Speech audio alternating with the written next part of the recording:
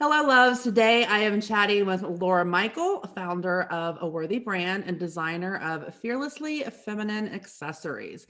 I asked Laura to join me today because I've had the pleasure of watching her journey from the very beginning, and I'm very proud of her unstoppable drive to build a highly sought after brand. Laura, can you tell us, everyone, a little about how you got started as a maker and why you design jewelry and hair accessories?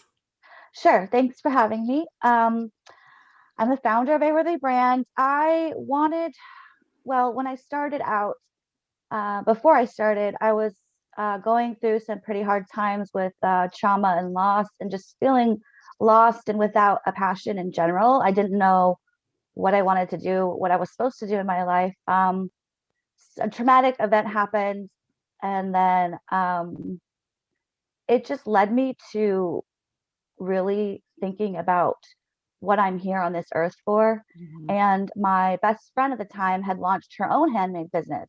And that's what got me into launching my own. And I went with jewelry because as I was growing up, I always loved like Vogue and fashion, and just it was something that I could escape to. And I wanted a way to make other women feel good and valuable and worthy. I love that. It's so just like the power of women supporting women is such a wonderful and beautiful thing. So my first question for you is from the beginning, when you decided that you wanted to do this, you're very like goal orientated, which I absolutely love. And success, like what that means to be successful, is a very personal thing, I believe, and it looks different for all of us. So can you tell us quick, kind of maybe like one or two goals that you had going into this? Like, how did you visualize like where you wanted to take this, and what did that look like for you personally? Well, when I started, I had big goals. I started out thinking that um, on the launch day, I offered the first 15 people that ordered a free accessory. Well, like one person ordered. So I was a little too goal oriented. Like my goals were a little too high. But when I reassessed and saw how hard it was for people to get even a sale a day, my goal was to get a sale a day. And at first, the first half of the first year in my business, I didn't think I would get that at all. It was slow, but things Mhm. picked up and I eventually got there. But goals for me, I try to set realistic goals Mhm. and attainable goals, but also I'm not um what's the word? I'm not like putting myself down. I'm making sure that I goals that I know that I can achieve, like not super easy goals. I try to make Push them bigger, yourself. but not too big. It's kind of it's got to be just right. You got to get your goals Mhm. just right. So it's that's important. So from the beginning, did you want to do this full time? Like, did you have that as a goal? Like, you wanted to sell full time? You wanted this to be your life, essentially, like your form of income. That was a goal from the beginning. Yes, Yeah. 100%. When I went in with it, I went all in. Yeah. I researched, I took courses, I did a lot of research, and I went all in. And of course, the first year it wasn't I didn't get paid like a full-time job would, Hmm. for sure. But I definitely went in with it with I want this to be my full-time career. I want to one day hire people and expand and grow. Uh, yeah, definitely.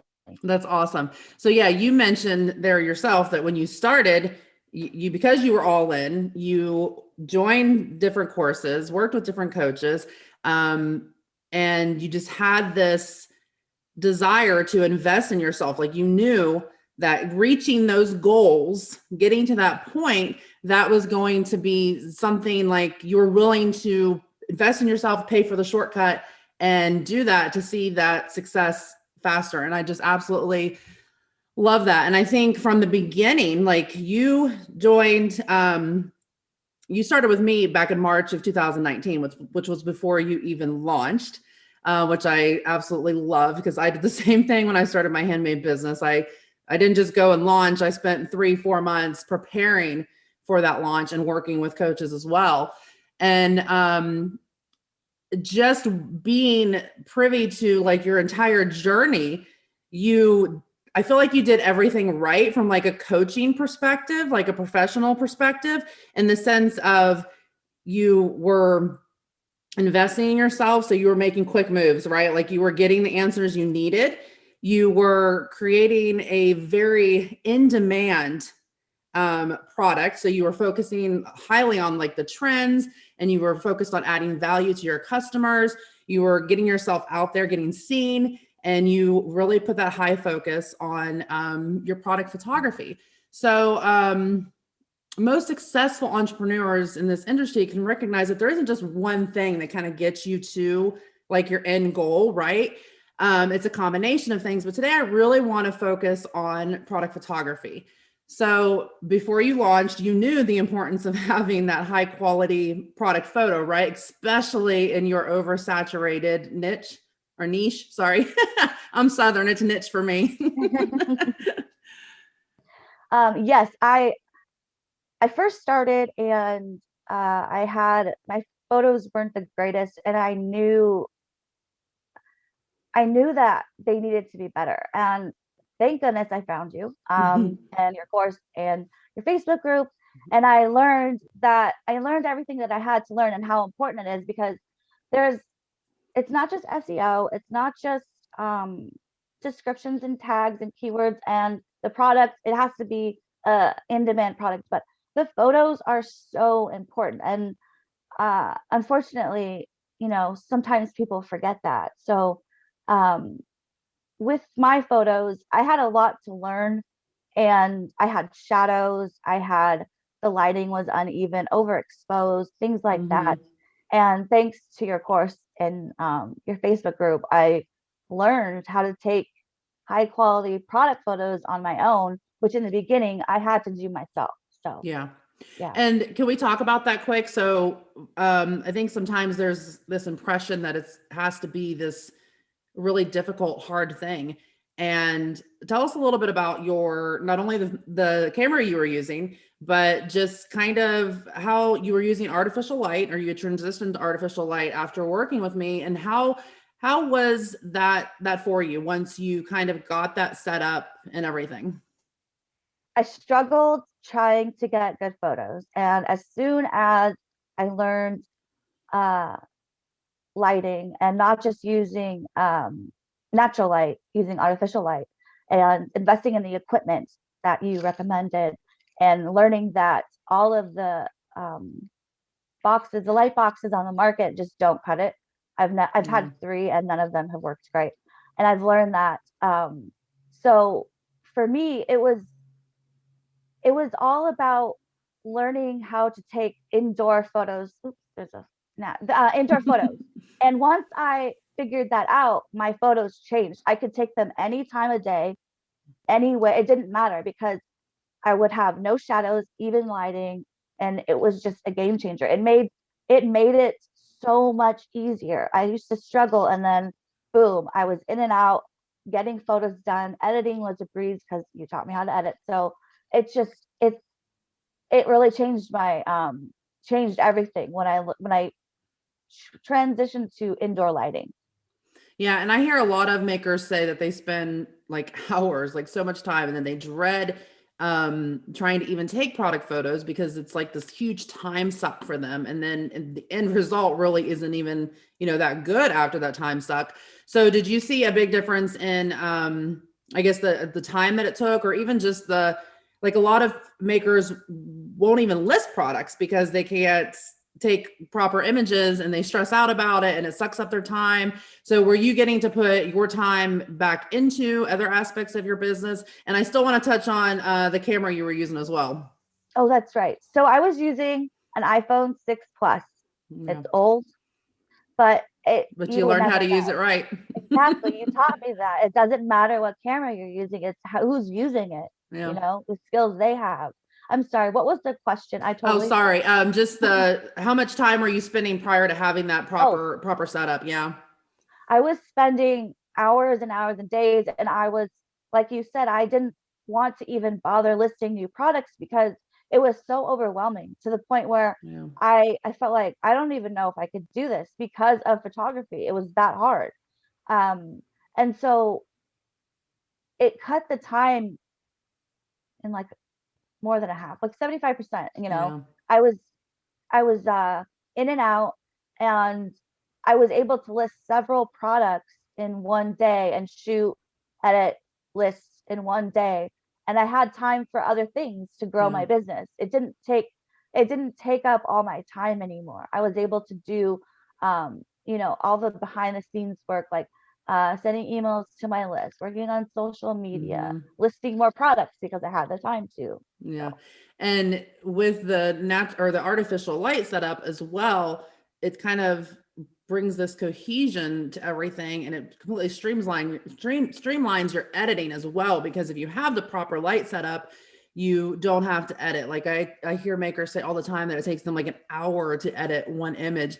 And I just like my heart goes out to them, because if they just had the proper light setup, then editing is almost null and void. It's like you're getting on there to maybe adjust the exposure slightly and maybe do a little bit of resizing, of course. But yeah, it's just amazing to me. So you were taking your own studio shots, you were doing a little bit of like the styled shots, but after spending some time in with me, you realize that, especially for your product, and really this goes for any product, but especially for your product, that lifestyle images were going to be like this huge key component, right? And that was something that you just weren't really interested in tackling on your own. So I think it was the fall of 2019, you started collaborating with a few photographers. So can you share a little bit about that experience? yes, so I discovered a group called Let's Collab. It's a Facebook group, and it has a ton of professional photographers, mostly professional photographers, who you exchange products for photos, and it's usually, at the time, it was 5 photos per product.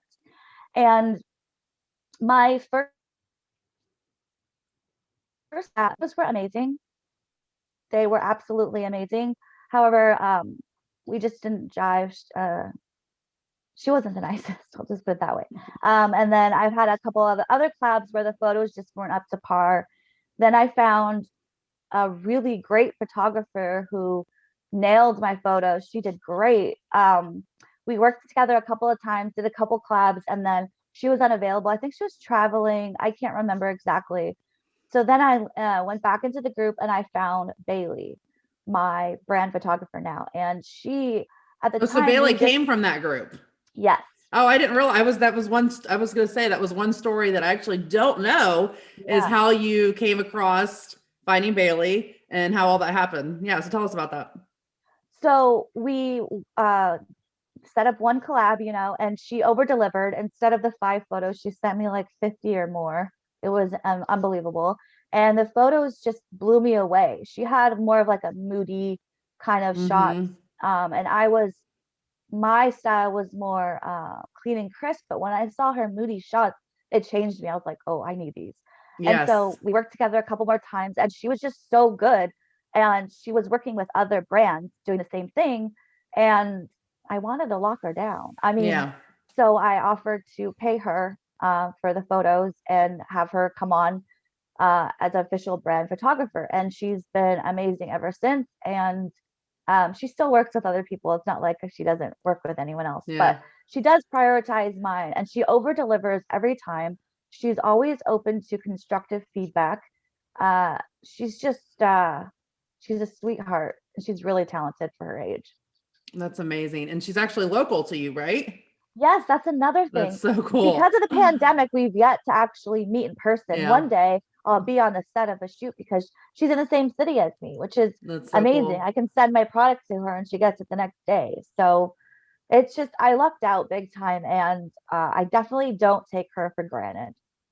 Yeah, because that's one of the difficult things. So when it comes to like professional photographers, there's so many different genres or types of photography, and really the end game goal or just the focus in general is so different. So when you're potentially collaborating with a portrait photographer or even say a newborn photographer, you have to keep in mind that their focus, so their subject is the actual model. or the baby. And so if you're sending your products to them, they, may not realize that the focus really needs to be your product, and only a portion of the model will be in there, or a portion of, the infant would be in there. And then sometimes you're also dealing with, in this day and age, anybody who has a DSLR camera, they kind of think that, they're, because of the camera, yet again, they're a professional, and that's just not necessarily the case. So you will sometimes run into those issues when it comes to working with either a professional or what I call a professional. But it's really important, even if they have amazing like portrait photos, just definitely make sure you find somebody who actually has examples of product photos as well. So going into that, you hired her on full-time in February of 2020, right? Of last year? Yes. That's awesome. I think so. And so how did going through like the collaborations and working with Bailey and all of that, like how did having after working with me and having an understanding of photography and the types of images you needed and what it meant to really like show the benefits and features of your product through your visuals, like how did that help you along the way when you were looking at collaborating and hiring somebody full-time? I knew what to look for. I knew what to ask for. With Bailey, she was portrait photography. She was like a portrait photographer, and that's what she focused on. And so when she did my photos, they were amazing. There was a few where I had to be like, okay, maybe focus a little more on the product, give her direction, things like that. But overall, she just knew what to do, and I knew what to look for because of the course. Mm-hmm. So eventually, not maybe less than 6 months ago, I hired her on to do. So I was doing the product photos still myself. Yes, The, the studio type right, shots. Yes. right, and then she was doing all the lifestyle shots. Mm-hmm. And I had gotten so busy. Luckily, a lot has to do because of her photos or selling my products. I mean, they just sell because the photos. But I got so busy to where I needed to hire her. So I increased her pay, and I bought her all the equipment Mm-hmm. to do the studio shots so she can do product photography and lifestyle both. And I knew what to buy her, she nailed it right. The first time she did it, I was Yeah, like, how did you never even shot like this? You've never even done photos like this. But I knew like still, what, because she's great with constructive feedback. So I will give that's her like, awesome. okay, what about this? Or you could do this. So it just worked really well. Knowing, because I knew what to look for. I knew what to do. I knew the equipment. I had the experience. I think that's what's really important. I knew. And say she got scooped up by someone and I lost her, I would still know how to take my own product photos at the end of the day. Yeah. I think that's important. That is important. Yes. So I want to switch gears here quick, and let's back it up and talk about your sales timeline a little bit. So you launched on May 3rd of 2019. And in your first year of business, you actually ended up reaching that goal of one sale a day. And when you break it down over a year's time, and you had just over 365 sales on Etsy your first year, which is awesome. And can you share a little bit about what that looked like? Because I know like you experienced some slow months in there your first year, especially kind of at the beginning of 2020, but then it really picked up for you around April, which when we had talked about this, you said that's kind of when Bailey's lifestyle images really like hit all your listings and you kind of had all of them in there. So tell me a little bit about just that first year, like kind of the roller coaster of the up and down. And then, once you started working with her, how did all that kind of pan out for you? When I first started, it was so slow. I had launched my own website as well, but it was crickets because I wasn't getting the actual traffic. So I focused on Etsy, and it was it was difficult at first to get those sales generated. Once I kind of transitioned more my products into trendy things that sell, that people that's in demand, that's Mm-hmm. popular, um, it got better. But my photos still, when I first started, they improved a lot over the first 6 months. But once Bailey came on and all my listings had her photos, Mm-hmm. It was about March was when the pandemic happened, and it was slow and it was scary. And then Mm-hmm. April happened, and it's just been uphill, just boom, just Like it's April just been blew up for you, increasing. right? Yeah, and it just kept Yeah. increasing. And I think a lot of it had to do with all my photos had, I mean, all my listings had her photos. Also, people were stuck at home and had Yeah. nothing else to do. But yeah, her photos are, once I had them all in my shop, that's I think what really helps sales pick up. So you hit that 1 year mark on May 3rd of 2020. And at that point you had, like we said, just a little over 365 sales. Um, and I hope you don't mind me sharing these because you had posted them in our private group, but these stats just like literally blow me away. Mhm. But by August 25th, you had 1,000 sales for your shop. And then by November 27th, you had 2,000. And then the first January 28th of this year, you had 3,000 sales. And as of this past week, you are a top 1% seller on Etsy. I'm so excited for you. I can't believe that. I that was like something I dreamed of. I heard about Etsy sellers talk about, and I was like, one day, It's just and so I just amazing. can't believe it. So yeah, it's been unbelievable. It's That's really so been awesome. unbelievable. So damn proud of you. Okay, Thank you. so what else have you been doing in 2020 that you feel like really contributed to the growth? Because like we talked about, we know that product photos are a huge deal, but it just doesn't take one thing, right? So what other things do you really feel like helped pick up that momentum? Because I know there were a few other things you were implementing quite a bit that around that same time. So can you talk about that a little bit? Well, I had a few listings set up on Amazon, so I was starting to get Amazon sales.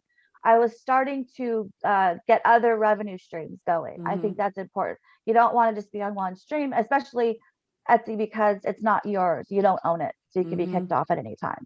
And my website sales have picked up, but I hired a VA part time who she actually schedules all my pins for Pinterest, and so I get the most traffic from social media from Pinterest. So I hired That's her awesome. to help me, get even more traffic.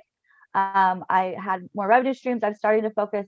My website sales now are getting a lot more consistent. Mm-hmm. Um, what else? Oh, I'm going to be working on wholesale. I got accepted into Fair, so that is a huge goal for me, is getting up on Fair and really getting into shops. I want to get into to different boutiques around the country. That's And then as awesome. far as Amazon,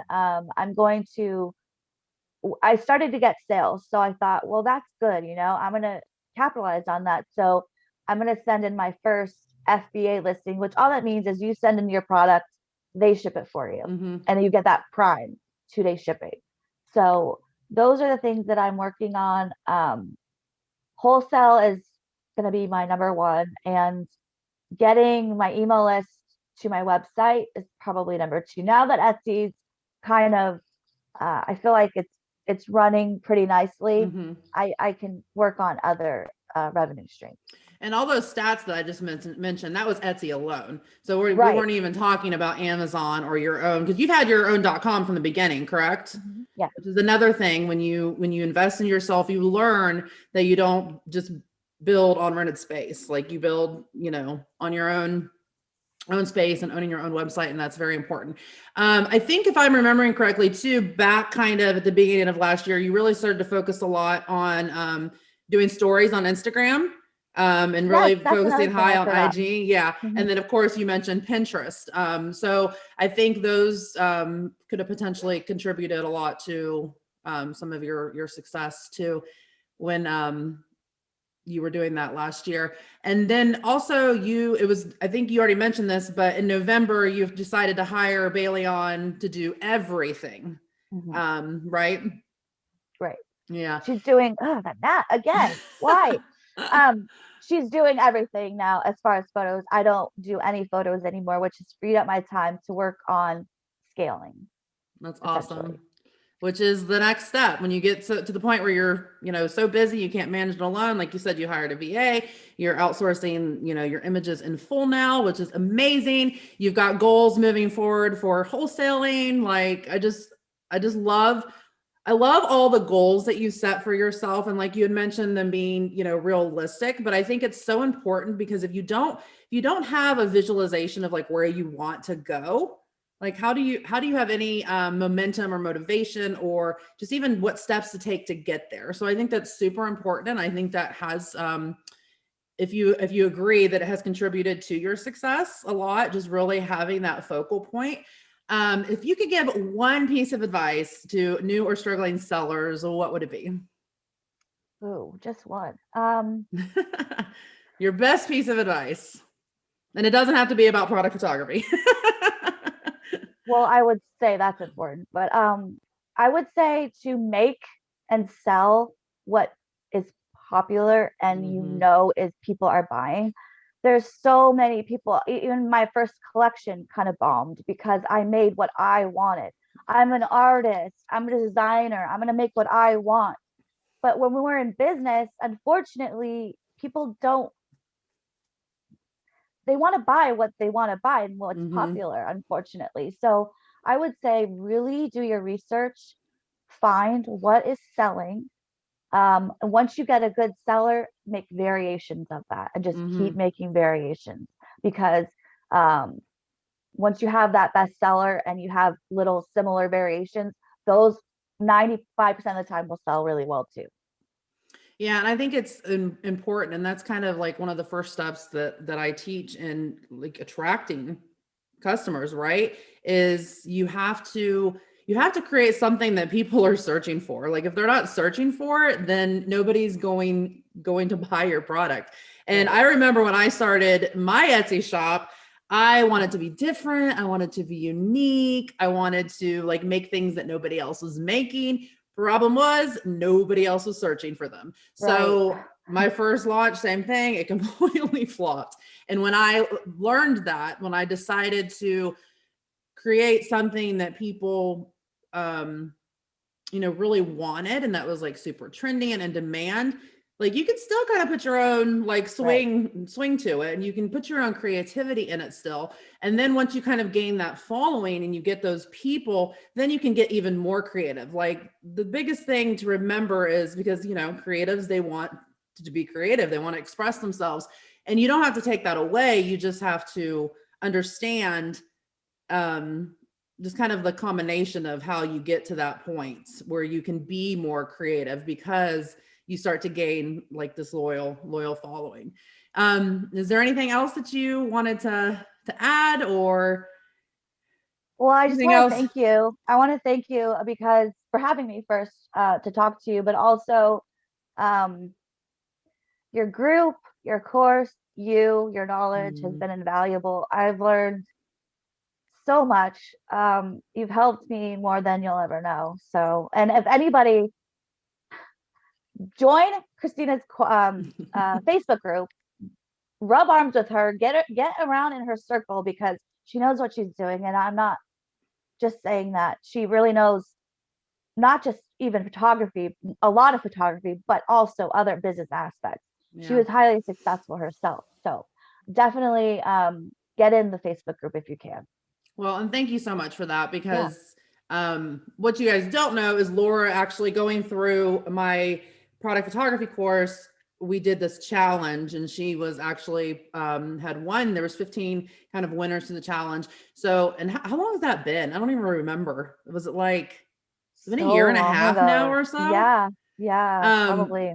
but basically what the prize was is that you got to come into this group where we just like chatted business, right? But all 15 of us, we kind of just like fall in love with each other and we are in there literally every single day, just talking and hanging out. And they help me as much as I help them. So I love you, friend, and I appreciate everything that you've given me as well. So thank you so much for coming on today. Can you tell everybody where they can find you? They want to Sure. check out My your products. website is aworthybrand.com. My Instagram is aworthybrand.com. And my Etsy is aworthybrand.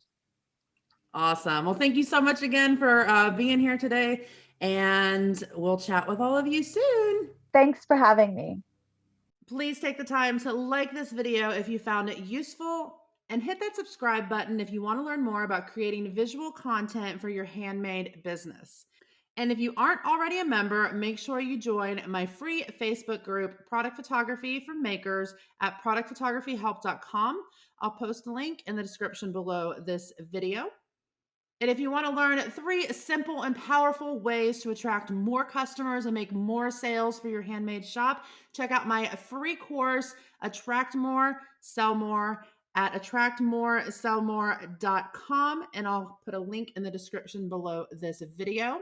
And if you're ready to jump right in and learn how to take your own product photos, then check out my Product Photography Essentials workshop. This is a 14-day workshop, and it teaches you how to attract more paying customers with better product photos in 14 days or less. And you can check that out at productphotographyessentials.com/workshop, and I will put a link in the description below this video. You are unique, and so are your handmade products. Handmade is you.